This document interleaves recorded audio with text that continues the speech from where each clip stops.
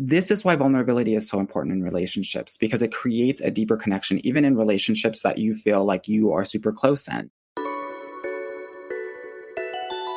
Hi, loves. I'm Dantea Mitchell-Hunter, your new fave self-worth therapist, and this is Detox Therapy.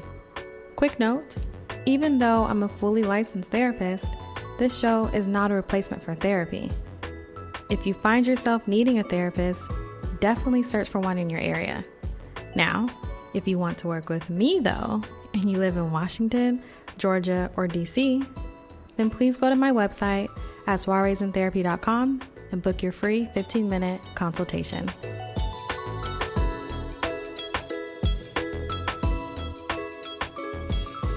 Hi, loves. We have a very, very exciting episode today. I know I say that with every episode. However, it's true. And so today we have a very, very special guest on. We have a dating coach here, and his name is Anwar White. And I have a little secret to say. I did not know there were such things called dating coaches out in the world. And so when I discovered that there were not only dating coaches, there was Anwar, I was like, I love his content and I have to find a way for us to connect and bring him on the show. So Anwar, please introduce yourself. Well, thank you so much for having me first and foremost. Like you said, my name is Anwar White, and I am a dating and relationship coach for smart and successful women. I think that they have very unique challenges, and I've been doing this for a decade, but really all of my life. You're not the only person that didn't know that there are dating coaches out there. So part of my job is to let people know that there is help out there for this part of their lives, just like there's help and there are coaches for any other part of your lives as well. Awesome. I love that. So for like those who are new to this whole thing, tell us, how did you find yourself getting into like becoming a dating coach? Yeah, that's a good question. I feel like I have always really been doing this. Even as a little boy, I was always the person on the playground that was double dutching with the girls and then playing basketball with the boys. So I've been always able to navigate both kind of social circles. I think that I've been born and blessed with a unique perspective of both male and female. So it really does help me in the work that I do with my clients in terms of helping them understand how men are perceiving what they're saying and what they're doing, so that they can move accordingly and differently in a way that best serves them. So, I think that, like I said, since elementary school, but I didn't really get serious in this until I graduated and I got my MBA. And I was, always keeping in touch with all of my classmates who were amazing women. And everything in their lives was just like rocking out, right? They had the amazing home and car, and they were traveling like crazy. Hashtag Black Girl Luxury, hashtag Black Girl Travel, Yes. hashtag Catch Me If You Can, all that stuff. And it, like, for all of these women, the one thing that they still needed to get a hold on, a grasp on, was their love lives. And so me being the type A person that I am, I was like, girl, this is ridiculous. Like, we just need to get this solved for you. And so I was like, I'm just taking this over. And that's exactly what I did. Oh my gosh. So you were just like living your life, and then you decided to help your friends. So you just enrolled in a course? I was like, this is what I'm going to do. No. Like I was saying before, I know men and I know women, and I know exactly who my friends were and what they needed.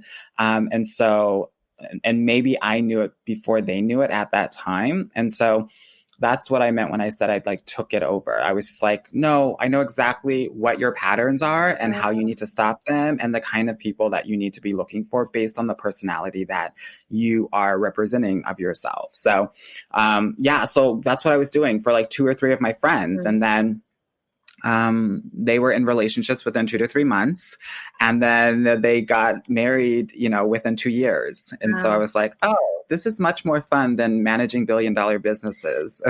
Yes. So I was like, yeah, I'm going to do this. This is fun. And I get to talk to my girls. I just love that. I love that you just have, I mean, I think it takes a certain type of person and personality to be able to navigate like both of those worlds, like getting to know the person that you're going to potentially introduce your friends to, checking them out, like that whole process. I love that. I love that you got into that.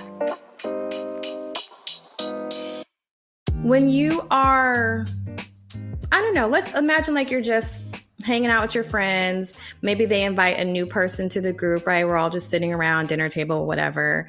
And this person, this female is expressing how she's single, and it maybe says some statement that immediately you're like, let me help you out. Like, what's that one statement where you feel like a woman would say that you feel like she could use my help? Does that make sense? Yeah, that's a good question. When that happens, and it happens a lot, I actually like do not try to offer anything. Okay. Because the one thing that I think people do not want to hear about is more advice on the one thing that they feel like they are really like not like completely killing it. So I'm generally quiet and I'm very observant. I've been that way since I've been a small kid. I think that's natural when you're Black. And for me, if I'm gay, I have to be very observant of my surroundings. So I've always been a very observant person. So I generally can tell when someone is, either thriving in this area of their life or not so, before they even talk about the subject at hand. And the things that I hear often that I'm like, I'm sure she's having some difficulty with dating if she's very judgmental and critical, right? If she's like talking about how someone's an idiot or someone's stupid or like someone's a bum, I'm like, oh, that's not going to work. Yeah. Because that's the exact opposite of love and acceptance and safety. If you're doing that in regular talk, then intimate talk is going to look like that as well. Right. So that's one thing that I often kind of observe even before we talk about love life. Right. Yeah. The other thing that I observe is one's ability to be vulnerable. Right. If they're talking about if they're talking about a lot, but they're also not talking about anything, then I also realize, we have maybe some walls or we're very protected. And I'm pretty sure that that's going to be very difficult when you're trying to connect with someone. Yeah. And so in that respect, I'm pretty sure that they're probably still single. I love that. I love that. And for me, I'm thinking, because as you know, I'm like a therapist and I work with women around self-worth a lot. And so these conversations come up so much where it's like this trap feeling. Like I'm assuming some people listening right now are probably like, so I express myself, but I just shouldn't express myself.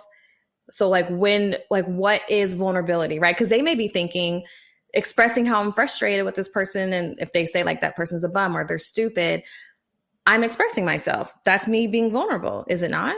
No, that's not vulnerability, because that has nothing to do with you. Yeah. It has everything to do with the other person. Vulnerability is all about you and you being seen, right? And it's all in how we communicate things.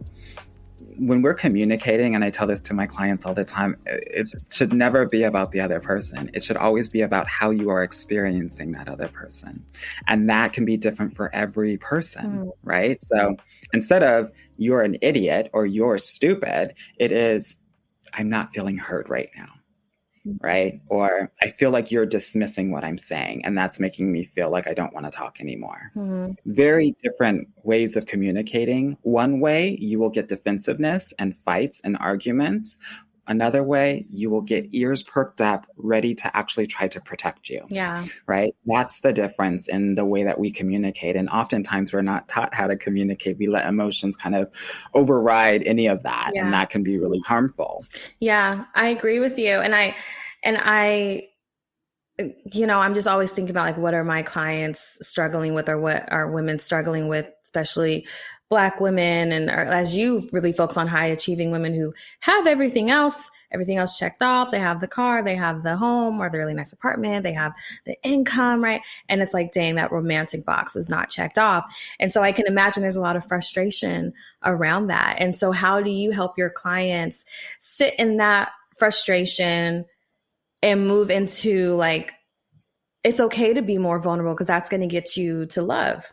Yeah. So it's not, for me, it's not one of these things where we're going from 0 to 100 because that doesn't work. No. That doesn't ever work. Even though my clients would love, the way that they're thinking is it's either all or nothing. Yeah. And it's interesting. The way that I find that my clients have been really successful in this dating love game is by not going either at a 10 or at a 0, but like staying at a 6 or 7 pace when it comes, thinking of it as a marathon and not necessarily a sprint. So I think that that's something that's really helpful when you're thinking about love and dating. I was actually just talking with a client of mine who is very, very type A and who's very like hard. And I had to tell her, actually, I'm going to need you to take about 2 or 3 months off of this. Wow. Because you're going too hard. And anytime you're going too hard, the level of thirst is going to be so great that men are intuitive and they're going to actually sniff that out. And that's not going to be a good situation for you. Yes. So we have to like level set and recalibrate that so you can be coming at this not from a place of insecurity and thirst, but from a place of like calm, centered confidence that I think is like really important. Yeah. I'm sorry, I don't think I answered your question. How do I help my clients actually get more vulnerable? Well, one, it's like understanding like where you are in the vulnerability kind of scale. Are you really vulnerable? Are you not? Most of them aren't. So first, it's the awareness of understanding, oh, I'm not that vulnerable. And then, and this is a really interesting exercise that you can do, your listeners can do just like at home, I always tell my clients, ask like 2 guys and 2 women, what makes you special, what makes you happy, and what makes you confident, right? And hear what they say and hear how they perceive you. It's a very vulnerable thing to ask this of people. It is. We don't do this on an everyday basis. So you can do that to help, because we have to like, actually start and create momentum around this vulnerability. It doesn't just start from anywhere. So. And most of my clients push back and they're like, I don't want to do this thing. Yeah. This is ridiculous. And then afterward, they're really happy because one, they do it and they have proof of possibility that they can do it. And they understand that vulnerability can actually be strength and not necessarily weakness, which I think they are often thinking about vulnerability in that way. Yeah. So one, they do that. 2, they get to hear about how people actually think of them in a way that they don't necessarily get to hear often. This is why vulnerability is so important in relationships, because it creates a deeper connection, even in relationships that you feel like you are super close in. Another thing that I do is I tell my clients, you have to like lay out all of your goals and you have to share them with, 2 people, right? Like we're doing these like exercises every week so that we can start to get comfortable in a certain level of vulnerability. And we get to ask other people what their goals are. Why do we do this? Because, and I'm not just talking about like, I want to buy a house and not any, like, I'm also asking them like, what are their general health goals? Be specific. What are your romantic goals? Yeah. Like we have to get down to the nitty gritty here so that people can actually see you. Because here's the thing, most high achieving people, one of the reasons why they're high achieving is that they kind of just like hush their emotions and like just stay in their intellect, right? And like completely like block off their heart, because if they did so, who knows if they would even, land at this level from a professional perspective. So they kind of had to, and I totally get that. And I'm not shading that at all. What I think is really important for them to do is actually have an understanding of how powerful vulnerability can be in this part of your life. Yeah. It's actually stronger than intellect, right? Which is a thing that most people actually lead with.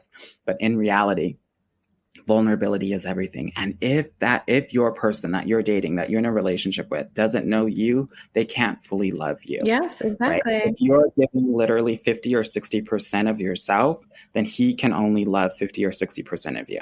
And that is a problem because guess what? Research tells us that after 3 months, we can't fake the funk anymore. Yeah. We actually have to just be ourselves. Secrets out. Yeah. If you're getting to know someone and then 3 months later, they're showing a different side of them that they didn't know, I know men will be like, well, who the hell are you? Yeah. Right? Who did I actually get into a relationship with? your credibility shot. He doesn't trust you. There's disconnect in the relationship, and guys are probably going to break up pretty soon. Yeah. That's why there are a lot of 2 and 3 month relationships that are happening quite often. Yeah. That's exactly what happened. You know, I hope everyone is seeing why I had to bring Anwar on the show, because same, like I talk about vulnerability and the importance of vulnerability all the time. And I love how you mentioned, like, again, vulnerability is not a weakness. It's actually a strength, and it actually can improve and really help you to attach to healthier relationships across the board. And so if we're not being vulnerable, people are not going to know exactly who we are. And yeah, at that 3-month mark, your true self starts to seep out, and they're like, who the hell is this? And you're like, but this is me. And then here comes the breakup. And then here comes, see, I told you, Anwar, it never works out. Yeah, definitely. So part of the work that I do with my clients is realizing that you have to start at 100% at day one. And so I want to move on to the other thing I wanted to bring up on this episode, because when we were chatting, you mentioned how women get stuck in this like entitlement versus compliment. I would say mindset, and feel free to, let me know how you name it. I really enjoyed it because a lot of times when we are dating, I think women, high achieving women, right?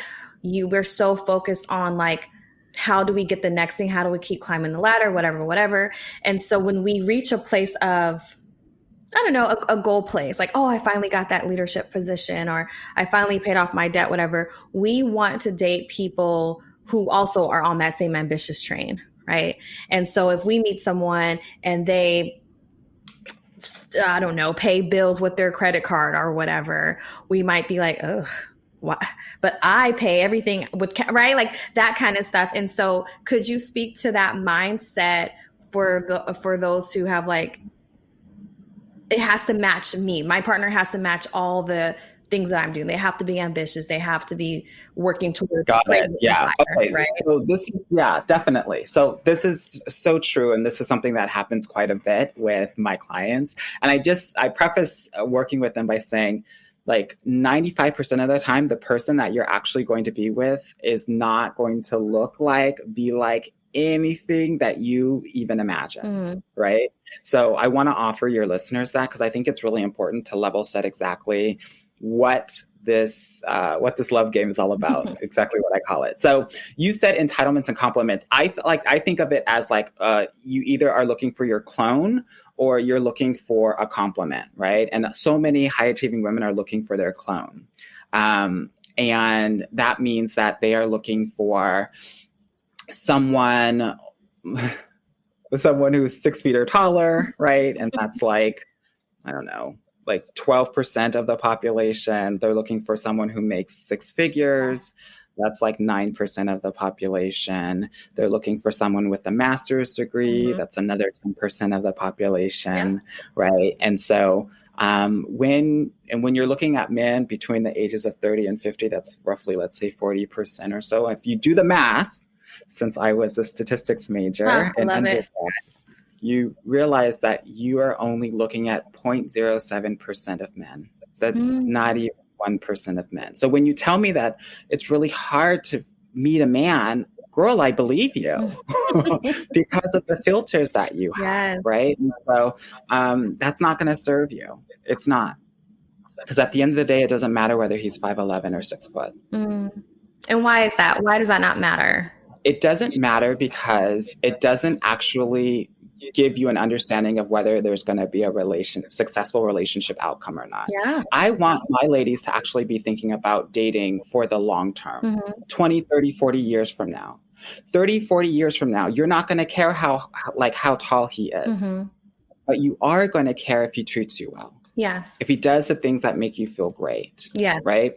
So this is what I'm talking about when I'm saying like a lot of those things don't really matter. A lot of my clients say, oh, I want someone that's ambitious. It's a slippery slope, right? Because at the end of the day, if you're looking for a man that's ambitious, his ambitions are always going to become number one. Yep. Which means that you're number two. Yep. If you're okay being number two, girl, go ahead, live your life.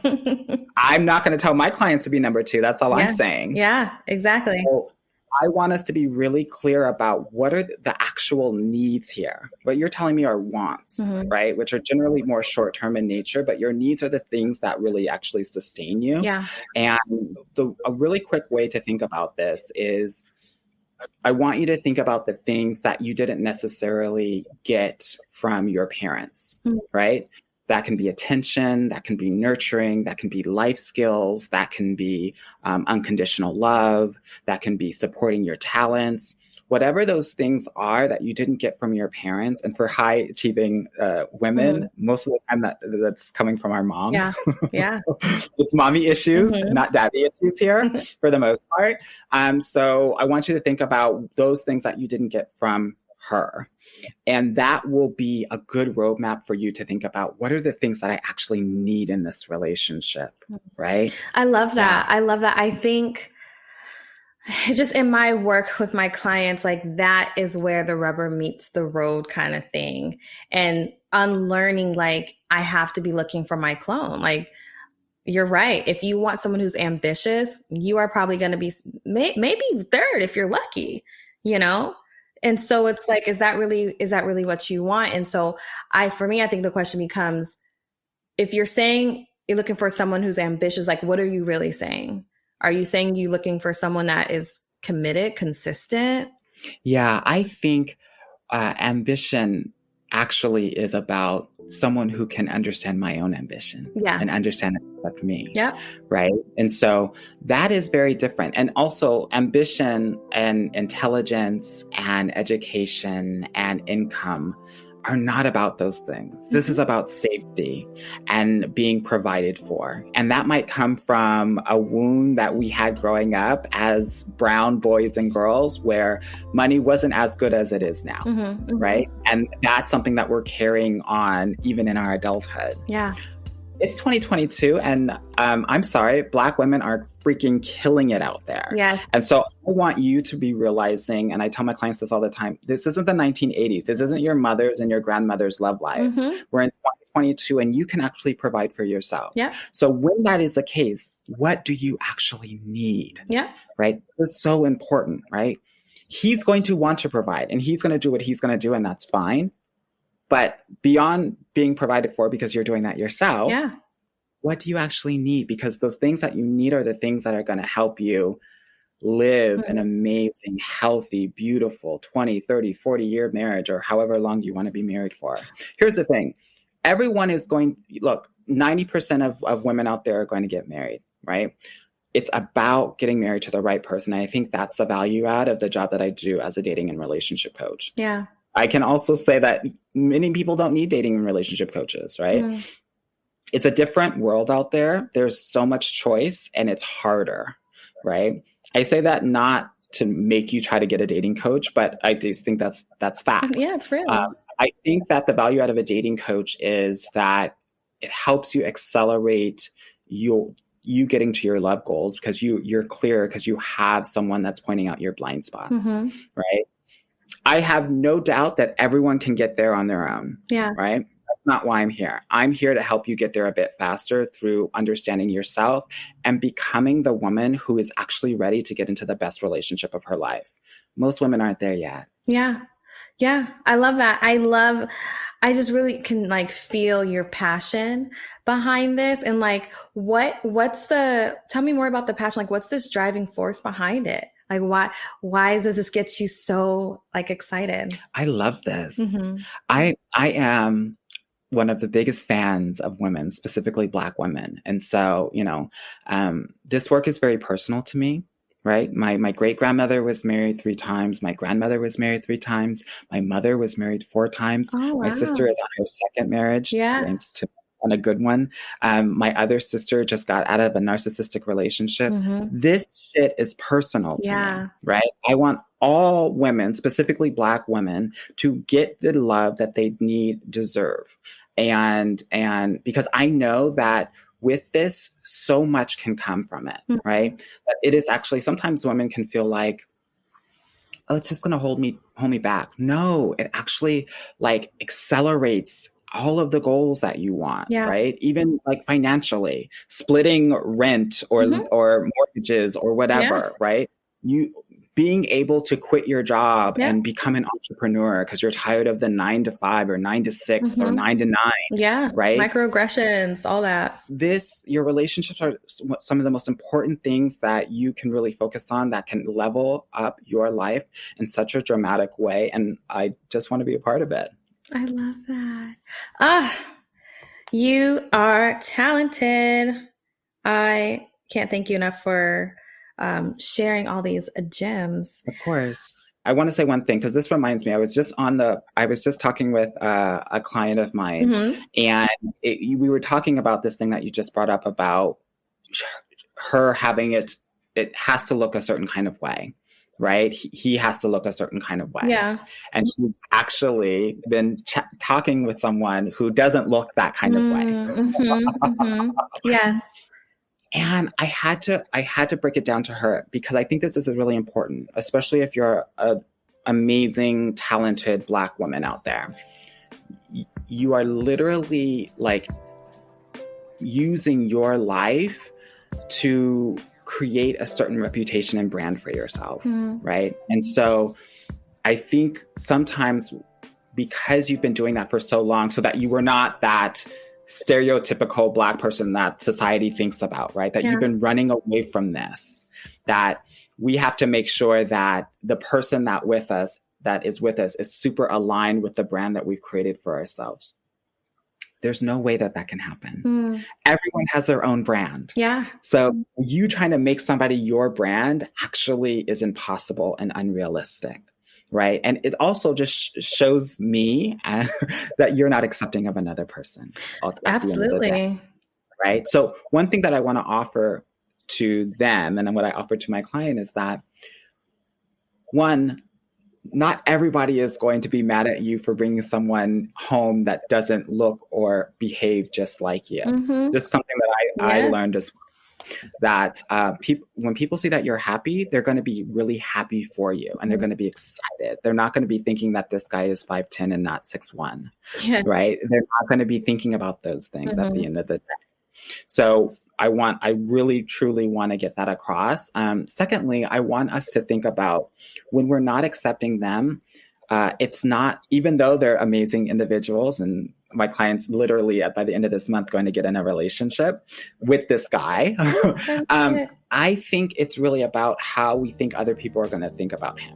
Right. And so one of the exercises that I did that I just want to offer your listeners is that I actually want you to narrow it down. Who are the people that you are afraid of, like their opinion? You'll realize that it's actually not hundreds of people, that it's actually like 3 to 5.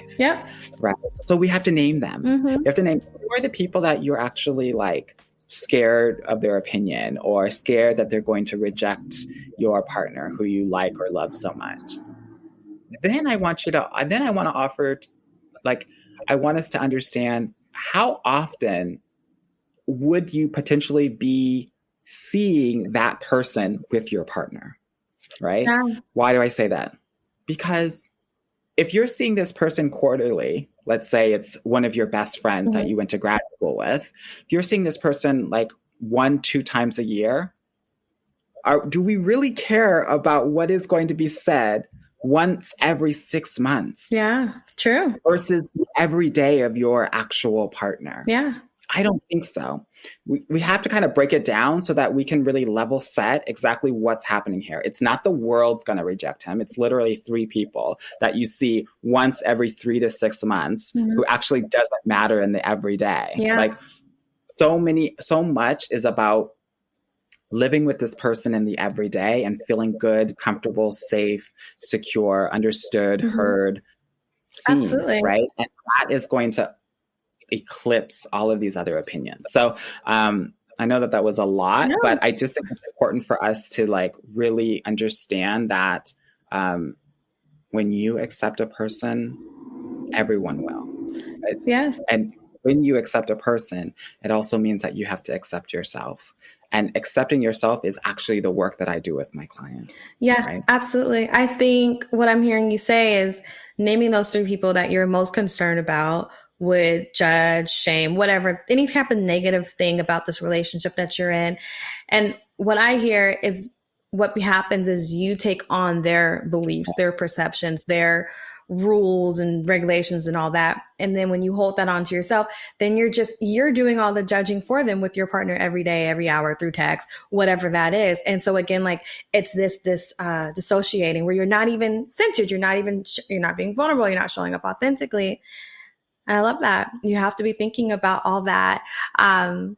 And this is another reason why I'm so happy you're on this show, because we have very similar ideas behind all about like just worth and how to be you. And I love that. I can't say that enough. I feel like I am a broken record and I'm okay with that. So, Anwar, can you please tell us, because I'm sure by now people are like, okay, I've heard enough. How do I connect with you? Like, I need to know, how can they find you? What services are you offering? Let us know. Yeah, no problem. So when you're done listening to this amazing podcast, you can always go to mine as well. It's called Get Your Guy Coaching Podcast. And we talk about all of these different subjects and go into crazy depth and analysis and all of this. So that's one way that you can connect with me. Another way is if you go to my website, www.getyourguycoaching.com. There is opportunity for you to book a free consultation call with me if that's something that's of interest to you. In that call, we'll talk about your personal love life and maybe how the things that we've discussed in this session apply to your own personal journey. I know that a lot of people who have been on that call it's been one with some tears. Yeah. If you're open for that, right? Open to actually go there. But a lot of people have said it's been one of the best calls of their life. And so I'm excited to connect with anyone who's ready. I know that the work is important and the work works. So, if you guys all want to book that consultation call, please, by all means, do it. I'm really proud of the results that I get from my clients. Roughly 90% of my clients are in relationships within 4 months of working with me, plus or minus a month. Yeah. And then of those people, roughly 2/3 of the women are getting married within 2 years. So we're definitely doing the Lord's work over here, honey. I love that. And I know I always think about what people would say, kind of like a devil's advocate kind of thing, like the pushbackers. I'm thinking their immediate thoughts are, can I do that without doing on the whole online thing? I just want to meet someone at the grocery store, like the old fashioned way. What would you say to them? I would say then my program's not for you. Right? Here's the thing. If you want to do one thing a certain kind of way, it just means that you're not being open-minded. You get different results by doing things differently. So if you're not willing to do things different, which is really what growth is all about, going out of your comfort zone and actually doing something that is uncomfortable and doing things in a new way to get new results. So guess what? Keep on, if you want to do things the old-fashioned way, go ahead and do it in this pandemic, girl. Go ahead and do it. I'm not going to stop you. Yeah. What I'm going to do is, for the clients that are ready to do something in a very, really interesting way, I have I have a specific proprietary online dating strategy that I teach all of my clients so that they're not going out with random people all the time. Right? That's the thing that gets you into the start and stop mode. And that's what makes dating so frustrating and exhausting. Yeah. I have a specific way where they're only going out on physical dates with men that are of the highest quality. We actually put these men through a specific funnel that vets them so that you're not going out with people that are not showing up for you. Yeah. So I have my own way of teaching my clients how to meet high quality men. And so if that's something that you're not interested in, I'm not here to force anyone to do anything. Exactly. Well, you heard it here, everyone. If you want to work with Anwar, you're going to have to be open. You're going to have to be ready to be in new experiences. You're going to have to be ready to be stretched. You're going to have to be ready to cry on the phone with a stranger who's truly, really wanting you just to find love. And I really hope that you contact him, because as you do the healing work, when you work on yourself and then you're like, okay, I want to check this next box off and getting to like the love of my life, the relationship, my dreams and everything, this is who you want to connect with. Thank you so much for coming on the show. I will leave all of your info in the show notes, and so people can contact you. And I cannot wait to hear about all of the success that you guys are going to have working with Anwar. All right. Until next time, loves, you got this. Thank you, loves, for listening to this week's episode. If you're enjoying the show, it'd be really great if you could please rate and review. Don't forget to follow us on Instagram at Soirees in Therapy. To learn more about the services I offer, visit soireesintherapy.com. If you've got a question you'd like me to answer, please send your question to Dantea at soireesintherapy.com. The answer might just become an episode.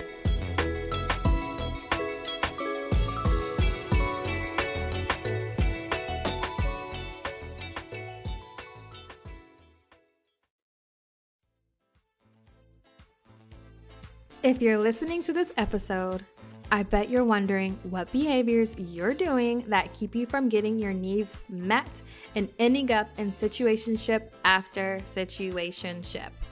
I got you. I've created a situationship quiz and I'm so excited about it. Take the quiz to discover more behaviors and more tips for navigating situationships, because I know you're in more than one right now. No judgment, boo-boo. I used to have 5 situationships at a time. Yes. So you're not alone. You can find the quiz at www.dantea.co/quiz. That's DONTEA.co/quiz. I'll drop it in the show notes as well. Okay, back to the episode.